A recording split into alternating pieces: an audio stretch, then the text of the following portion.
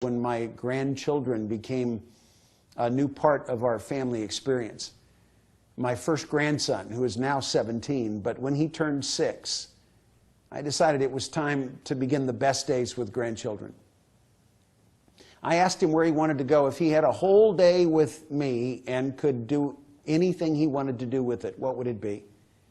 And his answer was Disneyland. Now, that would have been a remarkable answer if we were 1,000 miles away and would have required immense difficulty getting there. The truth is, we live about a half an hour from the Disneyland entrance. And try as I might, I couldn't talk him out of that being his warmest experience possibility. So we scheduled it on a school day, so at least I could spring him out of school and make it a little bit of a rascal experience. We got to the park and went in. His mom had given me the short list of rides we could not do because of his tender young age. And so we confined ourselves to the more risk-free rides, but she gave me no limitations in terms of what I could feed him. We had a great day together and did most of the approved rides twice.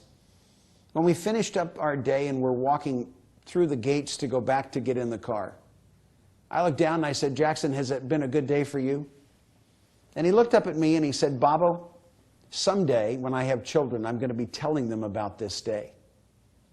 It had been a day devoted to anything he wanted to do. I had no agenda but him.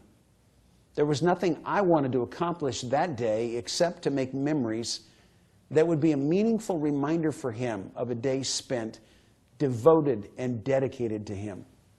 The conversations that we had as we walked around the park, the thrills that we had as things that were very common and very low-key for me became big excitements for him. The conversations that we had over our lunchtime together and beyond were conversations that we could have probably never had in a quick lunch together or in some other setting where the clock was ticking and time's demands were incessant. But a day devoted to him was a day that created memories that we will never forget. I've had days like that with the important people of my life, sufficient to know that they are not exceptions. They are a consistent, recurrent reality, that memories are created in the focus days devoted to someone and their dreams. And when you can become the patron who makes that possible, when you can become the person who demonstrates the value of another person of the next generation by making yourself available to them at the expense of your own agenda, and invest yourself in the conversations that take place in a setting like that, those memories will be an evidence of your investment of legacy into a next generation.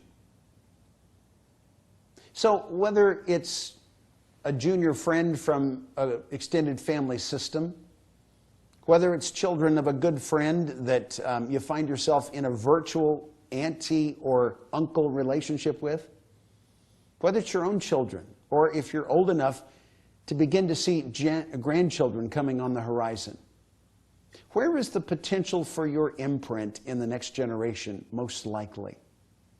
How can you find the things that your experience have made wisdom in your life, the places where you can transfer discoveries into a new life, to carry it far into a horizon of the future? School's in session. You're the headmaster.